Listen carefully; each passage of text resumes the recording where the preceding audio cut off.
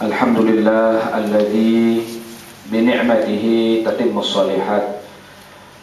Asyhadu an la ilaha illallah wa asyhadu anna sayyidana wa nabiyyana Muhammadan abduhu wa rasuluh. Allahumma salli wa sallim wa barik ala hadzal nabiyil karim Muhammadin wa ala alihi wa sahbihi ajma'in wa ba'du.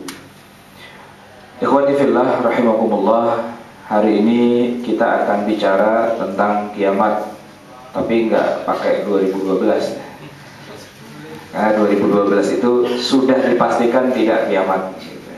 Ini kesimpulannya sudah begitu. Nah, nanti akan kita bicarakan kenapa kita mengatakan sudah bisa dipastikan tidak kiamat. 1 jam mendatang ini akan kita bahas secara kacamata akidah dan syariah Islam. Nah, sebelum kita masuk pada pembahasan, sebenarnya kiamat ini bukan sesuatu yang baru. Artinya jauh sebelum Islam bicara kiamat, semua agama yang dibawa oleh para nabi pun juga ya sudah bicara tentang itu. Bahkan agama di luar agama samawi, yaitu agama-agama hasil rekayasa manusia, semacam Buddha atau semacam agama-agama mitologi Yunani dan sebagainya, mereka juga punya keyakinan tentang akan hancurnya alam semesta. Semua sudah mengatakan hal itu. Artinya kiamat bukan hal yang baru. Nah, yang baru itu adalah ketika sekarang ada film tentang 2012. Nah, itu baru jadi rame karena hitung-hitungannya cuma tinggal 2 tahun lagi, ya kan. Sekarang kita berada pada akhir 2009. Nah, berarti kan 2 tahun lagi lah itu, karena terjadinya tahun 2012, tepatnya pada tanggal 21 bulan 12 gitu. Berarti sebentar lagi. Nah, semua informasi tentang hancurnya alam semesta yang ada di semua agama itu, satu dengan yang lain ada kesamaan, tapi banyak juga yang mengandung ketidaksamaan. Ditambah dengan mitologi, ditambah dengan dongeng, ditambah dengan berbagai hal yang tidak masuk akal dan seterusnya. Nah, ketika Rasulullah Shallallahu Alaihi Wasallam diutus, barulah kemudian semakin jelas, semakin terang informasi tentang kehancuran alam semesta. Ternyata itu bukan satu kejadian saja, tapi merupakan rentetan kejadian yang panjang yang setelah kehancuran itu juga ada kebangkitan, ada hisab, ada mahsyar, ada mizan, ada surga, neraka dan sebagainya. Yang sayangnya di hampir semua mitologi, di hampir semua kepercayaan agama itu yang disebut-sebut cuma hancurnya alam semesta.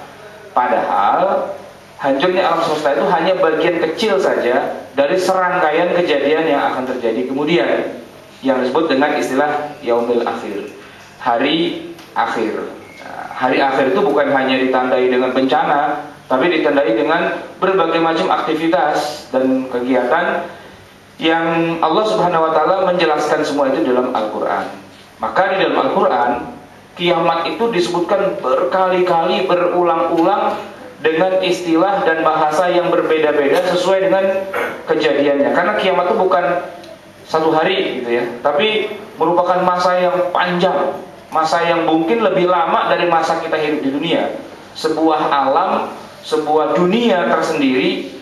Setelah alam dunia kita ini ada dunia lagi namanya dunia akhirat. Dan kiamat itulah bagian dari itu semua. Maka kalau kita lihat di dalam Al-Quran, nama-nama hari kiamat itu banyak banget, tergantung dari sudut pandangnya atau kejadian yang bisa diangkat pada titik-titik atau pada detik-detik tersebut. Paling tidak ada 70 ayat di dalam Al-Quran yang menyebutkan kata-kata qiyamah gitu. Gak usah diapalin lah 70 ayat. Pokoknya percaya aja lah, ada 70 kali di Al-Quran disebutkan kata-kata kiamat. Dan sinonimnya yang sama dengan kiamat itu juga disebutkan berkali-kali dengan bahasa yang berbeda-beda. Misalnya kata-kata al-yaumul akhir, hari akhir. Surat Al-Baqarah dan surat At-Taubah. Ya, nanti ini tinggal di copy aja silakan.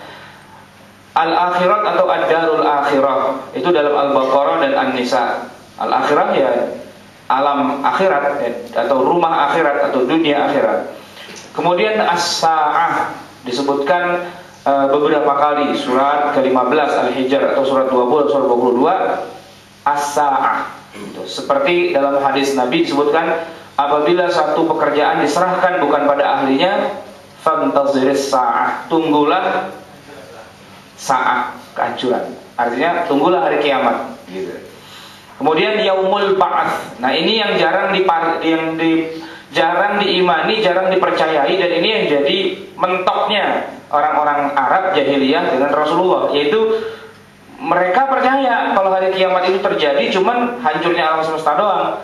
Bahwa setelah dihancurkan lalu ada kebangkitan lagi, itu mereka nggak percaya. Yaumul ba'ats. Ba'ats artinya hari kebangkitan, di mana semua orang yang sudah mati dibangkitkan lagi dari zaman Nabi Adam sampai orang-orang yang terakhir dimatikan. Nah, yaumul akhir atau yaumul qiyamah itu termasuk juga di dalamnya yaumul ba'ats, hari orang-orang dibangkitkan kembali dari tidurnya, dari kematiannya. Ada lagi istilah hari kiamat itu adalah yaumul khuruj, hari keluarnya orang-orang. Tadi dibilang bangkit, sekarang keluar. Ya, nggak jauh beda. Keluar dari alam kuburnya, keluar dari dunianya menuju dunia yang lain lagi. Yaumul fasl. Yaumul fasl artinya hari yang membedakan.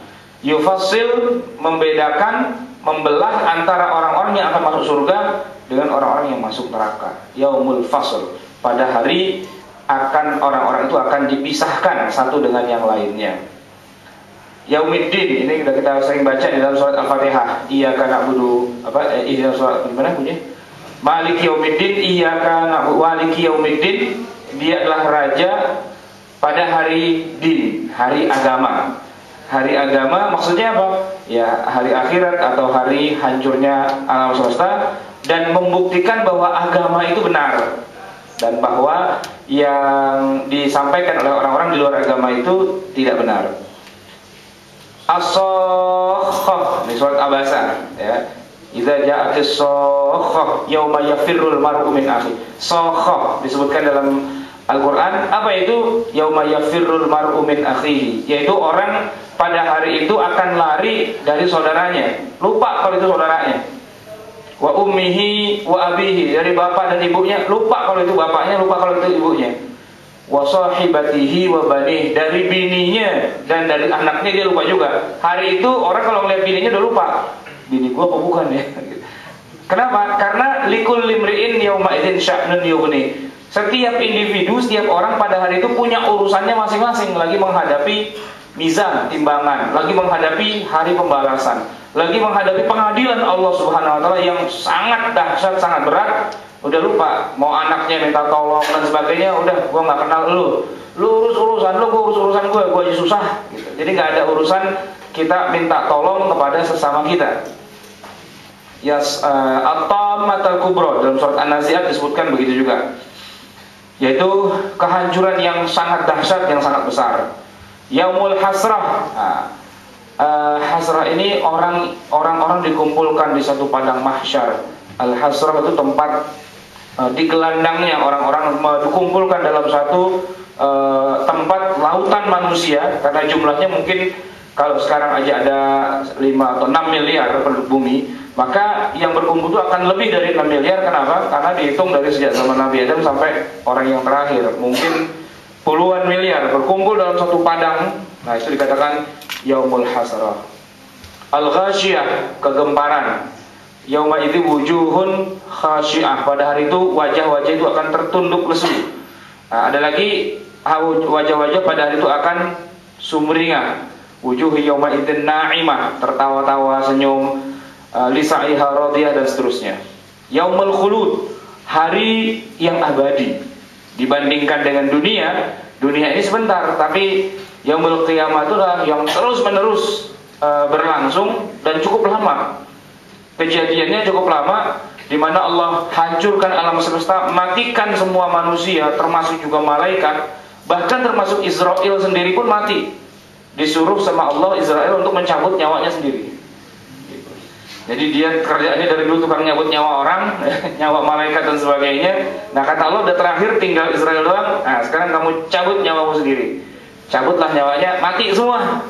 Semuanya mati kecuali hanya tinggal Allah saja. Dan entah berapa lama suasana tidak ada kehidupan itu, baru kemudian Allah hidupkan kembali Israel, dan Allah hidupkan lagi yang lain-lain dan dibangkitkan semua. Nah, masa itu kalau kita ukur dengan masa kita menjadi sesuatu yang tidak bertepi, yang jadi abadi karena saking lamanya. Hari akhirat atau hari kiamat itu juga disebut dengan istilah Yaumul Khulud, hari keabadian, immortal bahasa kerennya. Yaumul Hisab, hari di mana orang-orang akan dihisab, akan di account segala dosa dan pahalanya, segala amal yang sudah dia lakukan. Kemudian Al-Waqi'ah, kegemparan juga artinya. Yaumul Wa'id, hari di mana orang akan diancam, ya, diancam dengan berbagai macam siksa yang Allah akan turunkan hasil dari perbuatannya. Dan ini masih panjang lagi nih, kalau saya terusin nggak selesai-selesai ya. Ada Yaumul Azifah, Yaumul Jamal, Al-Haqqah, Yaumul Talaq, Yaumul Tanad, Yaumul Taghabun, dan seterusnya. Baik, sekarang kita bicara tentang kiamat. Tanda-tanda kiamat. Kita bagi kiamat itu, saya katakan tadi, kiamat itu berproses panjang. Ada kejadian-kejadian yang sudah terjadi dan disebut itu bagian dari kiamat, dan ada kejadian yang nanti yang sedang terjadi, itu juga dikatakan bagian dari kiamat, dan ada yang belum terjadi. Nah, kita akan bahas satu persatu berdasarkan hadis-hadis yang sahih. Yang pertama, diutusnya Nabi Muhammad SAW. Semua nabi dan semua rasul bercerita tentang kiamat, karena dalam kitab suci yang mereka bawa dari Allah itu disebutkan tentang akan adanya hari kiamat. Dan antara Nabi Muhammad, nabi yang terakhir, dengan kiamat itu berdekatan. Artinya sesudah Nabi Muhammad tidak ada lagi nabi, tidak ada lagi rasul. Nabi Muhammad adalah nabi akhir zaman, disebutnya begitu. Nabi akhir zaman artinya ya nabi itu berhimpitan waktunya dengan hari kiamat dalam kacamata Allah. Tetapi kalau kita lihat dari sudut pandang kita, udah berapa nih? Udah 14 abad ya, belum kiamat-kiamat juga. Dan Rasul menyebutkan bahwa saya dan hari kiamat dibangkitkan berbarengan seperti ini. Antara saya dan kiamat sudah nggak ada jarak lagi. Nah, cuma realitasnya kiamat itu belum terjadi secara sesungguhnya, karena ternyata hitungan di sisi Allah dengan hitungan di sisi kita mungkin begini. Tata surya kita terdiri dari matahari dan 8 planet ya sekarang ya. Planet tinggal 8 ya sekarang ya. Plutonya sudah dimakhzulkan, sudah dieliminir. Nah, jadi dari 8 planet dan 1 matahari itu, kalau kita hitung jaraknya dari bumi kita ke matahari, jauh banget. Cahaya merambat dengan kecepatan 300.000 km per detik, dia butuh waktu 8 menit dari matahari sampai ke kita. Itu kalau kita pakai pesawat dengan kecepatan cahaya. Nah, kalau kita pakai kecepatan roket biasa yang dikenal oleh NASA sekarang ini, wah, bisa berpuluh-puluh tahun kita sampai matahari. Tapi kalau dilihat dari sistem tata surya yang lain, maka tata surya kita itu cuma satu titik begitu saja. Kelihatannya berdekatan, matahari dikelilingi oleh 8 planetnya. Itu dalam satu galaksi. Nah, kalau dilihat dari galaksi yang lain, maka galaksi kita itu cuma seperti seperti serbuk begitu saja yang sedang berterbangan di udara. Kelihatan kecil, jauh, dan itu menyatu. Padahal begitu kita deketin, itu luar biasa jauhnya, luar biasa panjangnya. Nah, Rasulullah SAW itu diutus bersamaan dengan hari kiamat. Artinya depan belakang. Rasulullah dulu, baru datangnya hari kiamat. Diutusnya Nabi Muhammad sudah merupakan tanda bahwa kita sudah masuk era akhir zaman. Gitu. Cuman berapa lamanya, Rasulullah sendiri pun juga tidak tahu. Ketika ditanya oleh malaikat Jibril, matas sa'ah, kapan terjadinya hari kiamat? Beliau menjawab dengan tegas dalam hadis yang diriwayatkan oleh Ibnu Umar, mal mas'ulu anhu bi'a'lama minas sa'il. Yang ditanya nggak lebih ngerti daripada yang nanya. Artinya yang nanya juga kagak tahu, yang ditanya juga kagak tahu. Nabi cuma mau bilang begini, gua aja nggak tahu apalagi lo, gitu, kepada Jibril. Jadi Jibril pun juga tidak tahu, Rasulullah juga tidak tahu. Yang tahu maksudnya cuma Allah, kapan kejadiannya. Nah, kalau Jibril yang bisa membawa wahyu dari Allah itu saja tidak tahu, dan kalau Muhammad SAW yang bahkan bertemu langsung dengan Allah di Sidratul Muntaha itu pun juga tidak tahu, Padahal kalau kita mau bicara siapa orang paling tahu di dunia ini, logikanya adalah orang yang pernah bertemu langsung dengan Allah. Tapi keduanya, baik Jibril maupun Muhammad, mengatakan saya tidak tahu. Itu hanya rahasia Allah yang tidak bisa diminta bocoran-bocorannya, kecuali hanya Allah menyebutkan tanda-tanda akan kejadiannya. Yang kedua, tanda kiamat yang sudah terjadi adalah terbelahnya bulan. Iqtarabatis sa'atu wan syaqqal qamar. Surat Al-Qamar, surat tentang bulan. Telah datang atau telah dekat hari kiamat, iqtarabatis sa'ah wan syaqqal qamar, dan bulan sudah terbelah. Para ahli astronomi mengatakan bahwa bulan kayaknya memang pernah terbelah. Cuma karena kejadiannya di masa lalu sulit dibuktikan secara ilmiah, ya mereka cuma bilang itu mitologi. Tapi kalau kita buka hadis-hadis yang sahih, memang itu mukjizat Rasulullah SAW membelah bulan. Dan bulan sudah terbelah. Ketika bulan sudah terbelah, itu adalah salah satu di antara sekian banyak tanda bahwa kiamat sudah akan terjadi dari sisi pandangan Allah Subhanahu wa taala. Yang juga sudah terjadi adalah nomor 3. Api di Hijaz yang menerangi leher-leher unta di Basra. Apinya di Hijaz. Hijaz ini daerah Saudi Arabia sekarang. Basra itu adanya di Irak. Gitu. Saking terangnya api itu, Irak pun sampai terang benderang juga. Padahal Jazirah Arab dengan Irak itu jaraknya lumayan jauh, dibelah dengan Sungai Dajlah. Tapi leher-leher unta itu bisa terang, kelihatan kayak siang, gara-gara apinya itu sangat besar di Jazirah Arabia. Dan itu sudah terjadi pada tahun 654 Hijriah, di zaman Al-Imam An-Nawawi rahimahullah hidup. Dalam salah satu kitabnya beliau menceritakan bahwa saya pernah melihat api tersebut. Dan api yang sangat besar di Hijaz atau di Saudi Arabia itu juga salah satu di antara sekian banyak tanda hari kiamat. Dan tanda itu sudah terjadi walaupun kejadian kiamatnya belum lagi terjadi. Dan yang terakhir adalah berhentinya jizyah dan kharaj. Jizyah itu pajak dari orang-orang non-muslim kepada pemerintahan Islam. Nah, itu sudah terjadi sekarang ini.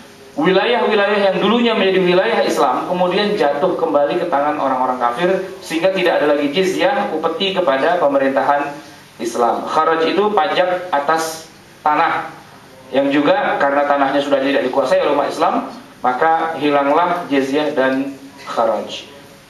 Berikutnya kita akan bicara tentang tanda kiamat yang sedang terjadi atau belum terjadi atau masih berlangsung sampai sekarang. Nomor 1 adalah peperangan dan futuhat Islamiyah.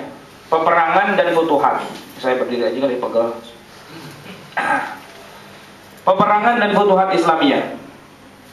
Futuhat artinya pembebasan berbagai negeri yang tadinya bukan Islam. Dan itu sudah kejadian. Misalnya peperangan antara umat Islam dengan Romawi. Itu kejadian, sudah terlaksana. Dan futuhat Islamiyah juga sudah terjadi. Bahkan tidak sampai 2 tahun setelah Rasulullah wafat, di zaman Khalifah Umar, futuhat Islamiyah ini langsung terjadi. Pertama, Sa'ad bin Abi Waqqas dikirim oleh Umar bin Khattab menuju Istana Putih Persia. Dalam peperangan 3 hari, Persia jatuh ke tangan umat Islam. Kemudian beliau mengutus Amr bin As ke Mesir, Afrika Utara. Kemudian akhirnya Mesir masuk Islam. Dan yang terakhir, kepada Romawi atau Syam yang juga jatuh. Setidaknya wilayah jajahan Romawi itu jatuh ke tangan umat Islam, ditandai dengan Umar bin Khattab berangkat ke Palestina. Di Palestina yang merupakan wilayah jajahan Romawi saat itu, paus atau orang tertinggi di kalangan orang-orang Nasrani menyerahkan kunci Baitul Maqdis kepada Umar. Nah, futuhat Islamiyah terus berlangsung, kemudian Eropa jatuh ke tangan umat Islam. Spanyol dulu, setelah masuknya Tariq bin Ziyad dan Musa bin Nusair ke Spanyol. Kemudian di tahun 1453 ramalan Rasulullah pun kemudian terjadi, yaitu lataftahunna Konstantinia, kamu akan bisa menjatuhkan Konstantinopel. Romawi atau Eropa ibu kotanya adalah Konstantinopel. atau Bizantium, dulu namanya Bizantium atau Konstantinopel, yang merupakan benteng pertahanan terakhir orang-orang Romawi saat itu. Nah, orang-orang Romawi itu sudah membangun ibu kota mereka, Konstantinopel itu, dengan benteng yang sangat kokoh, dan sepanjang sejarah para sahabat Nabi sudah berupaya untuk merebut itu. Pertama Ali bin Abi Thalib, di zaman Ali bin Abi Thalib beliau mengirim pasukan besar-besaran ke Bizantium tapi nggak berhasil. Di zaman Yazid bin Muawiyah juga berangkat para sahabat ke sana untuk merebut kota itu. Kenapa? Karena kata Nabi, kalian pasti bisa menjatuhkan Konstantinopel. Panglima perangnya adalah panglima perang terbaik yang dimiliki oleh umat Islam, dan pasukannya adalah pasukan yang terbaik yang dimiliki oleh umat Islam. Hadis itu hadis yang sahih. La taftahunna Konstantiniyah wa la ni'mal amiru amiruha wa la ni'mal jaishu jaishuha. Tapi belum pernah ada yang berhasil sampai kemudian kejadiannya tahun 1453. Sultan Muhammad Al-Fatih yang baru berusia 20 tahun berhasil mengepung Bizantium itu atau Konstantinopel itu, dan akhirnya bisa merebut ibu kota Romawi, jatuh ke tangan umat Islam. Maka dia berhak mendapatkan gelar panglima terbaik yang dimiliki oleh umat Islam, dan pasukannya adalah pasukan yang terbaik yang pernah dimiliki oleh umat Islam, sehingga dia bergelar The Conqueror atau Al-Fatih. Sultan Muhammad Al-Fatih, Sultan atau Khalifah Turki Utsmani 1453. Romawi jatuh ke tangan umat Islam. Tapi sebagian kerajaan Eropa itu masih berkumpul di Roma yang sekarang, kota Roma. Tapi kata Nabi, akan kejadian Roma itu jatuh juga ke tangan umat Islam. Jadi ada dua ibu kota Eropa. Eropa Timur itu Bizantium, sekarang namanya sudah diubah menjadi Istanbul, ibu kota Turki. Nah, yang satu lagi yang di Italia sekarang, sampingnya Vatikan. Kata Rasulullah, itu juga akan jatuh ke tangan umatku, tangan kalian. Sampai kemudian ketika ngobrol-ngobrol para sahabat dengan Rasulullah, ada seorang di antara mereka bertanya, Ayul Madinataini tuftahu awalan ya Rasulullah. Dari dua kota itu, Istanbul dan Roma sekarang itu, mana yang jatuh duluan ke tangan kita? Rasulullah mengatakan Madinatu Herakl, kota yang di situ ada Kaisar Heraklius. Itu maksudnya adalah Konstantinopel yang sekarang namanya Istanbul. Tapi Roma yang sekarang itu, sebagaimana janji Rasulullah, itu juga akan jatuh ke tangan umat Islam. Dr. Yusuf Al-Qardawi mengatakan, sekarang ini di abad 21, saya menganggap bahwa inilah abad di mana kita akan merebut Roma. Italia itu jatuh ke tangan umat Islam. Tapi bedanya dengan di zaman Sultan Muhammad Al-Fatih, kalau dulu dengan penyerbuan militer secara besar-besaran, sekarang dengan menggunakan penyerbuan informasi lewat internet, lewat e-book, lewat berbagai macam media massa yang kita angkat. Orang-orang di sana kemudian banyak yang masuk Islam, wabil khusus lewat pernikahan. Jadi orang-orang Islam banyak yang menjadi ekspatriat di sana, bekerja di sana, lalu menikahi wanita-wanita Kristen ahli kitab di sana. Lahirlah generasi Islam berikutnya, yang sekarang Islamic Center itu kerjaannya mengakuisisi gereja, kan? Gereja dibeli, akhirnya menjadi generasi Islam yang kuat. Dan masjid terbesar sekarang di Eropa adanya di jantung kota Roma, yang jaraknya hanya dekat sekali dengan Vatikan. Sehingga kata Dr. Yusuf Qardawi, Vatikan itu sebentar lagi akan kita lumat menjadi wilayah Islam dan menjadi ibu kota umat Islam di abad ke-21. Lahir dari generasi mereka.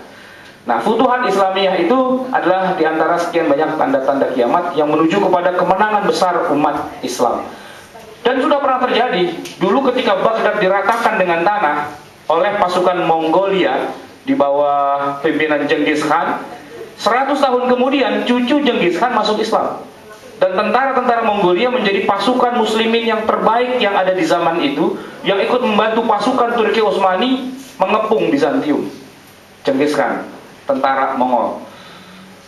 Muncul para pengaku nabi. Itu juga sudah kejadian sejak Rasulullah wafat. Di zaman Abu Bakar As-Siddiq radhiyallahu anhu sudah ada Musailimah Al-Kadzdzab. Serangkaian fitnah juga sudah terjadi, seperti bunuh-bunuhannya Muawiyah dengan Hasan Hussein dan seterusnya. Itu sudah terjadi, sampai hari ini juga masih terus terjadi. Nomor 4, urusan diserahkan kepada selain ahlinya. Idza wusidal amru ila ghairi ahlihi fantazir sa'ah. Nomor 5, kehancuran muslimin juga sudah terjadi. Andalusia yang pernah berjaya di bawah umat Islam selama 800 tahun, kemudian dihancurkan habis oleh pasukan Kristen yang ada di Eropa itu, di bawah Ratu Isabella.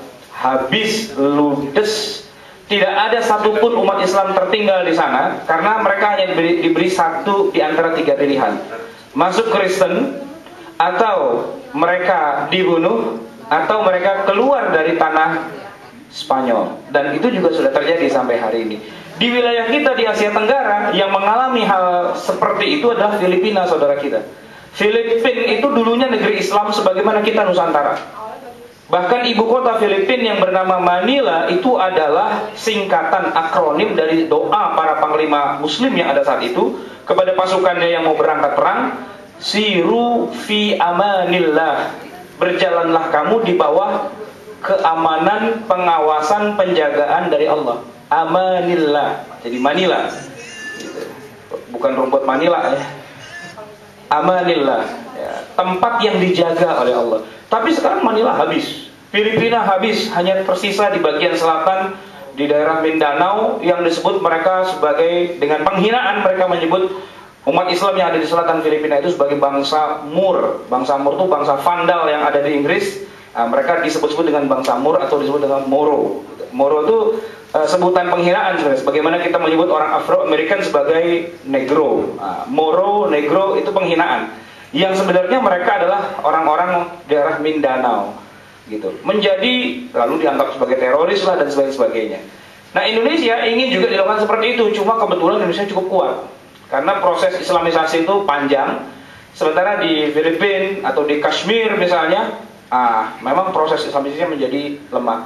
Kehancuran muslimin juga terjadi di Eropa Timur yang dulu sempat diislamkan oleh Muhammad Al-Fatih, kemudian dihabisi oleh Slobodan Milosevic ketika mereka menghancurkan Bosnia Herzegovina. Umat Islamnya memang sudah karatan keislamannya, sudah enggak bagus lagi. Dilakukan cleansing etnik sehingga habislah umat Islam yang ada di sana, tinggal beberapa gelintir saja. Itu juga sudah terjadi dan merupakan tanda-tanda kiamat.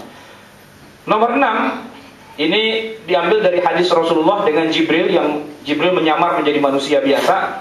Di hadapan para sahabat, Jibril tiba-tiba datang dan bertanya, apa itu iman, Islam, ihsan, kapan hari kiamat, lalu apa tanda-tandanya? Di antara yang dijawab oleh Rasulullah adalah ketika para budak melahirkan tuannya. Nah, para ahli hadis bingung, maksudnya apa? Ketika para budak melahirkan tuannya, mereka memberikan beberapa penafsiran. Ada yang mengatakan bahwa budak melahirkan tuannya itu maksudnya adalah perbudakan habis. Kenapa? Karena para wanita budak kalau dinikahi oleh laki-laki yang merdeka, anaknya kalau lahir, baik itu laki-laki atau perempuan, pasti menjadi orang yang merdeka. Jadi anaknya orang merdeka, ibunya budak, maka dikatakan budak melahirkan tuannya. Ini penafsiran yang positif. Artinya perbudakan hilang, karena setiap kali ada budak melahirkan manusia, manusia itu pastilah orang merdeka. Tapi ada yang penafsirannya negatif. Maksudnya budak melahirkan tuannya adalah anak-anak itu akan menjadi kualat durhaka kepada orang tuanya. Dan masih banyak penafsiran-penafsiran yang lain. Tapi yang jelas Rasulullah menyebutkan ketika idza talidal amatu rabbataha, ketika para budak wanita melahirkan tuannya. Ada lagi mengatakan, oh ini berarti anak zina, berarti zina sudah menyebar di mana-mana. Itu tafsiran para mufassirin, para ahli hadis, para ulama. Tetapi teks yang disebutkan oleh Rasulullah adalah idza talidal amatu rabbataha. Nomor 7, ini juga hadis yang sahih diriwayatkan oleh Imam Muslim. La taqumas sa'ah, tidak akan terjadi hari kiamat kecuali umat-umat yang lain, bangsa-bangsa lain akan mengerubuti umat Islam. Sampai dikatakan yushiku an tatada'a alaikumul umam kama tatada'al akalatu ila qas'atiha. Bangsa-bangsa lain, umat-umat yang lain itu akan mengerubuti kalian sebagaimana sekawanan hewan liar mengerubuti bangsanya. Sampai para sahabat bengong ketika Rasulullah menceritakan itu. Bagaimana hal itu bisa terjadi ya Rasulullah? Apakah jumlah kita sedikit, umat Islam minoritas? Qala bal antum hina idzin katsir. Enggak, justru jumlah kalian banyak. Di mana-mana ada, walakinnakum ghutsa'un ka ghutsa'is sail. Kalian tidak ubahnya seperti buih, seperti busa yang dipermainkan ombak dan seterusnya. Jadi kisah nanti bahwa bangsa-bangsa lain mengerubuti umat Islam menjadi common enemy, ya, itu sudah terjadi sejak lama sebenarnya, dan sekarang juga masih terjadi. Kita menjadi bangsa yang terkucilkan, walaupun jumlah kita banyak, tapi secara ekonomi, secara politik, secara militer dan sebagainya, bagaimana kita lihat Barat, Israel, Yahudi dan sebagainya, menjadikan kita bangsa yang sebenarnya sangat besar ini seolah-olah menjadi musuh bersama. Dengan isu terorismenya lah, dengan berbagai macam tuduhan-tuduhan miring yang mereka lakukan.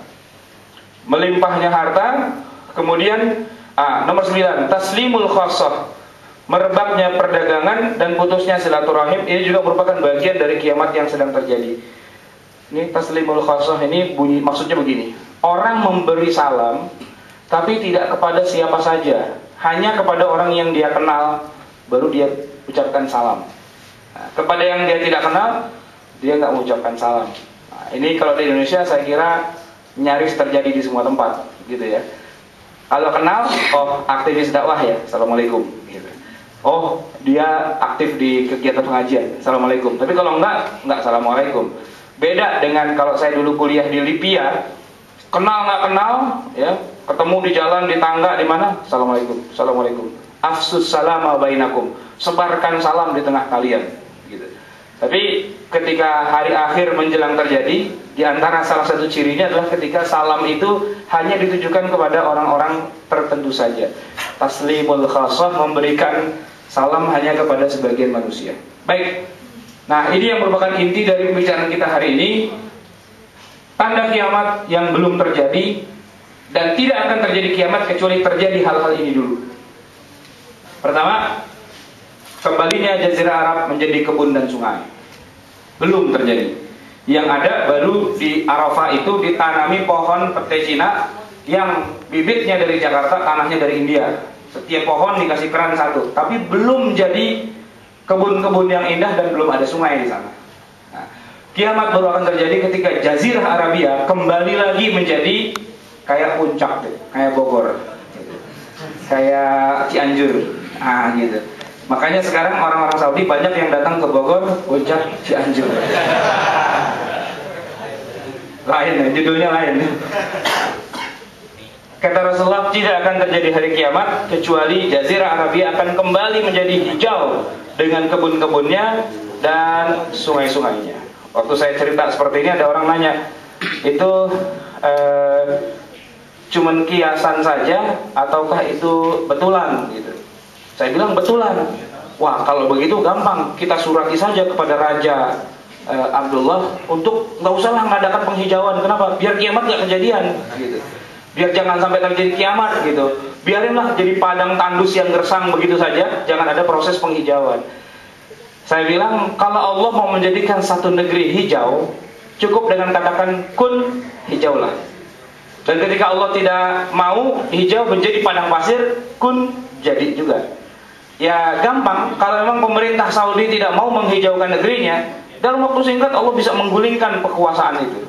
Atau Allah bisa saja tumbuhkan sebuah gunung berapi di tengah-tengah Jazirah Arabia, ya, beberapa gunung meletus di sana, dan kemudian isi perut bumi yang subur itu kemudian menutupi dataran Jazirah Arabia setebal 10-20 meter yang tanahnya merupakan tanah humus semua, lalu berdiri tegak beberapa gunung, lalu kemudian jadi negeri yang penuh dengan tanaman, penuh dengan sungai-sungai, dan itu mudah saja, dan sudah kita lihat contohnya di Sidoarjo, Jawa Timur. Bagaimana mud volcano itu terjadi tiba-tiba, nggak tahu sebabnya apa dan sebagainya, tiba-tiba keluar aja lumpur dari situ. Nah, bisa saja di Mekah, di Madinah, di Taif dan sebagainya muncul gunung berapi yang kemudian gunung itu meletus menutupi wilayah-wilayah itu, dan kemudian beberapa tahun kemudian muncullah kebun-kebun yang indah, sungai-sungai yang mengalir di bawahnya, jannatun tajri min tahtihal anhar. Jadilah wilayah itu menjadi Bogor, Puncak dan Cianjur. berbicaranya binatang buas dan benda mati pada manusia. Hadisnya sahih juga, diriwayatkan oleh Imam Muslim. La taquma sa'ah, tidak akan terjadi hari kiamat sampai umat Islam dapat mengalahkan Yahudi, di mana Yahudi bersembunyi di balik batu dan pohon, dan batu dan pohon itu akan membantu umat Islam dengan mengatakan, wahai Muslim, wahai hamba Allah, kemarilah, di belakangku ini ada Yahudi sedang sembunyi, kemari dan bunuh dia. Illal gharqad, kecuali pohon gharqad, karena pohon gharqad itu adalah pohon milik orang-orang Yahudi.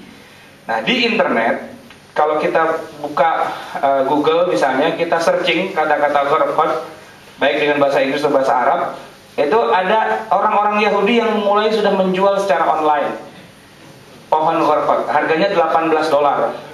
Jadi mereka percaya bahwa suatu hari orang-orang Yahudi ini akan dikalahkan oleh umat Islam, dan mereka akan bersembunyi di balik pohon itu. Dan di Palestina sendiri, di wilayah pendudukan, orang-orang Israel itu di samping perumahan-perumahan mereka, itu mereka menanam pohon gharqad. Jumlahnya sudah tidak tanggung-tanggung, sudah sampai 220 juta batang pohon gharqad. Di waktu tahun 95 saya mau masuk ke wilayah Palestina, nggak bisa masuk. Tour guide saya mengatakan, kita akan melewati saja wilayah-wilayah perbatasan.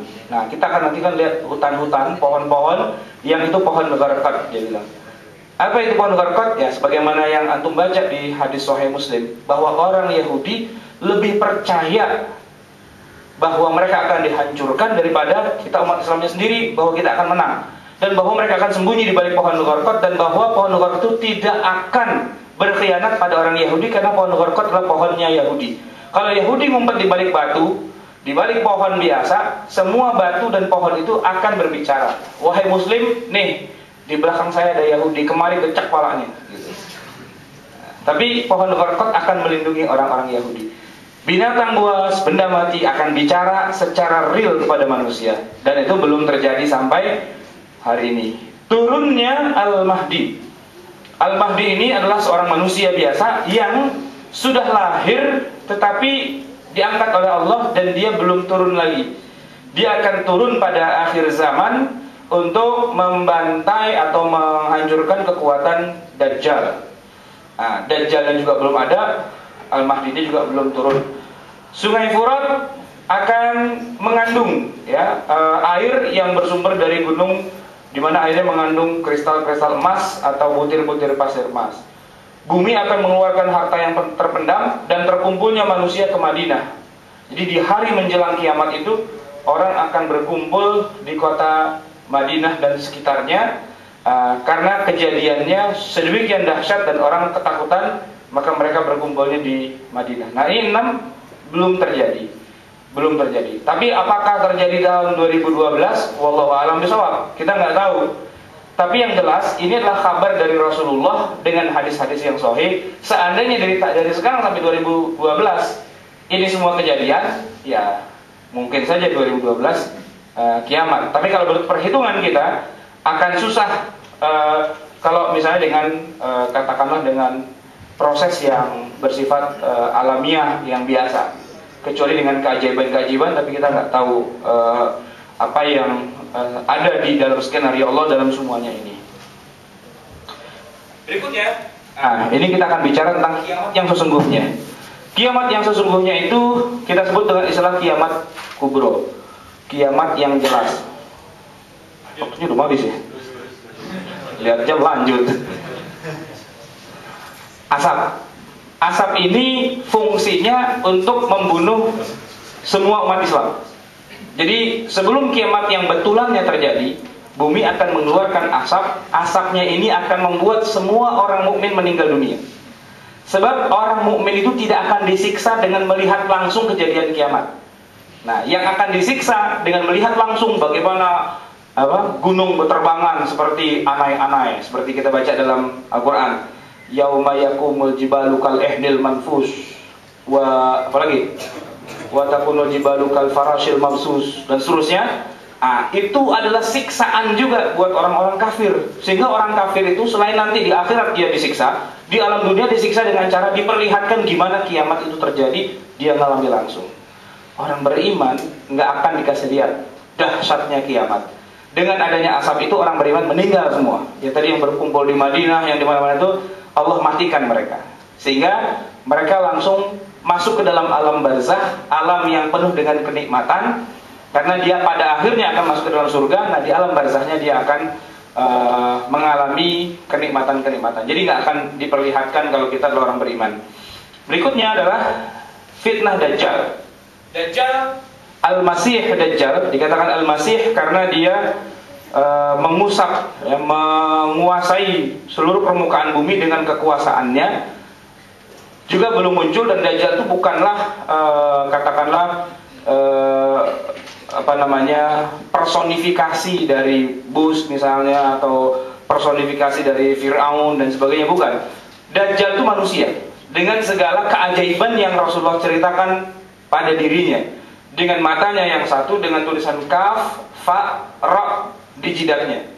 Dan orang semua akan terpengaruh di bawah kepemimpinan Dajjal. Secara fisik kelihatan Dajjalnya. Dan hari ini Dajjalnya belum muncul. Kalau orang kayak Dajjal banyak.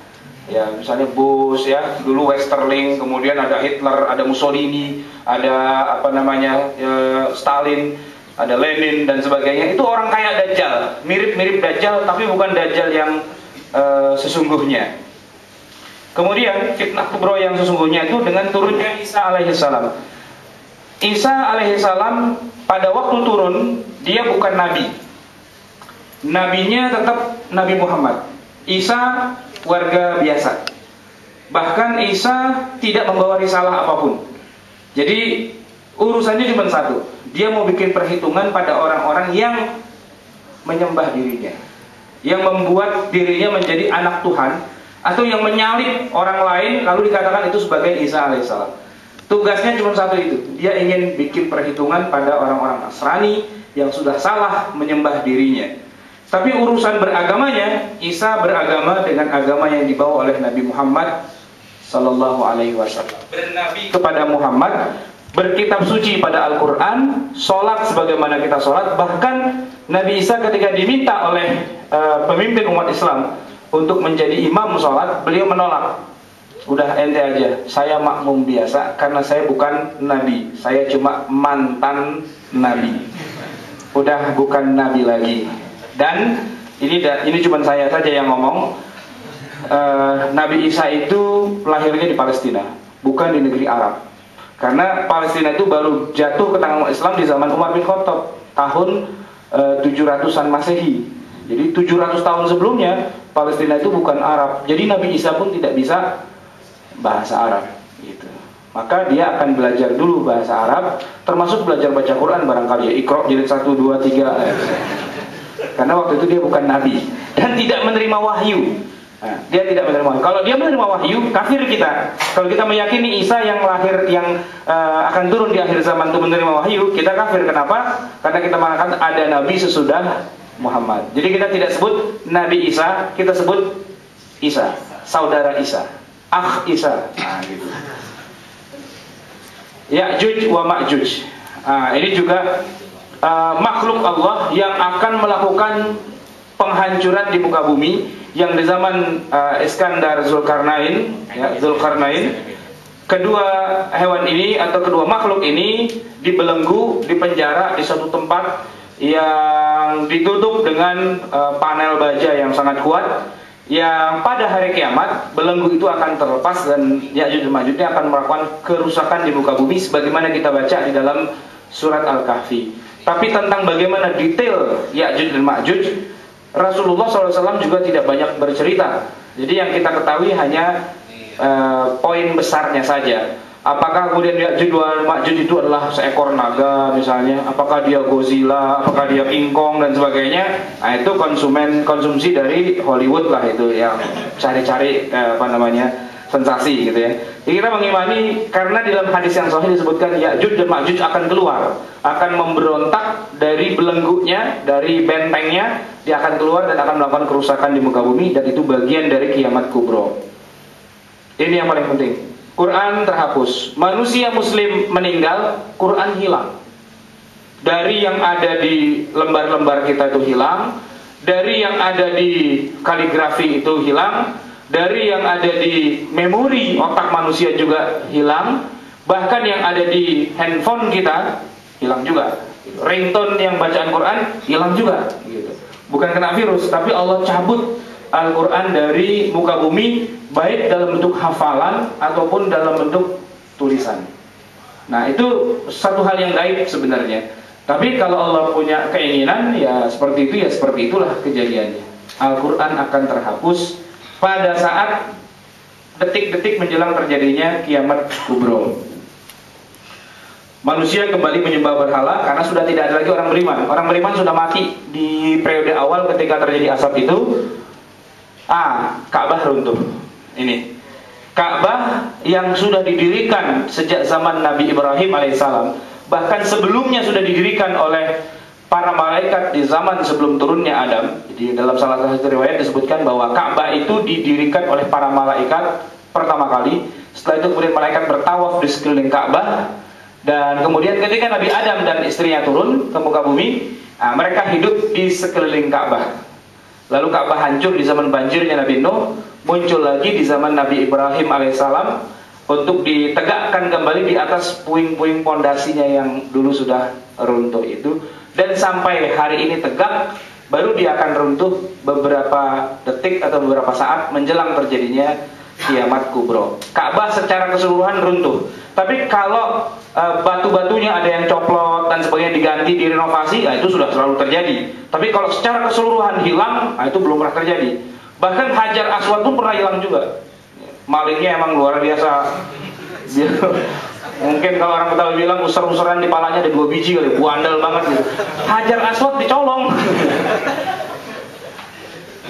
Itu pernah kejadian. Tapi kalau Ka'bah runtuh secara keseluruhan belum pernah terjadi. Dan kemudian masuk pada hari haknya ditandai dengan matahari terbit dari barat. Ya, saya nggak tahu. Kalau matahari terbit dari barat ini hitungannya menurut orang yang tinggal di belahan bumi yang mana. Anggaplah di belahan bumi Mekah Madinah sebagai tempat pusatnya hadis ini. Oh, berarti harusnya pagi hari terbit jam 6 waktu Mekah, gitu ya. Nah, matahari ternyata terbitnya bukan jam 6 waktu Mekah dari timur, tapi terbitnya dari barat. Berarti buminya itu akan yang tadinya muter dari arah barat ke timur, gitu ya, sehingga matahari seolah-olah dari timur ke barat, dia berhenti, tak, terus balik lagi. Gitu. Nah, kalau sudah berhenti dan balik lagi, ya goncang semua. Gempa bumi, bencana alam, tsunami dan sebagainya sudah tergambar. Karena bayangkan bumi berhenti dari berputar pada porosnya, pasti semua akan kacau balau. Nah, keluarnya Dabbah. Di atas puing-puing runtuhan Ka'bah itu muncullah hewan melata yang akan menjadi salah satu ikon dari hari kiamat itu. Dabbah itu hewan melata. Kemudian api, ya, ikon hari kiamat itu Dabbah. Yang terakhir adalah api yang menghalau manusia. Di mana-mana muncul api dan sebagainya. Mungkin gambarnya agak-agak mirip lah dengan yang 2012 itu filmnya itu. Sono api, sana lava. Ya, kira-kira seperti itu. Nah, yang lebih penting dari itu semua, yang membedakan kiamat versi syariat Islam dengan versi Hollywood adalah begitu kiamat itu terjadi, alam semesta habis. Bumi lenyap, langit lenyap, semuanya lenyap. Gitu. Yang abadi hanya tinggal Allah Subhanahu wa taala. Nah, kalau versi Hollywood kan enggak, banjir bandang, ya, semuanya tenggelam, kutub utara pindah ke Amerika, kemudian gunung Himalaya yang tadinya di daerah itu pindah ke Cape Town, pindah ke Afrika Selatan dan sebagainya. Tapi manusia-manusia masih selamat dengan naik kapal, kapal itu. Setelah itu ada kehidupan lagi. Nah, itu bukan kiamat kalau dalam pandangan akidah Islam, itu cuma bencana besar, gitu kan. Tapi bukan akhir dari dunia ini. Nah, dalam akidah Islam, kiamat adalah akhir dari segala sesuatunya, dan setelah itu ada kebangkitan lagi. Baik, itu yang bisa saya sampaikan. Semoga ada manfaatnya. Wabillahi taufiq wal hidayah. Wal afu minkum. Wassalamualaikum warahmatullahi wabarakatuh.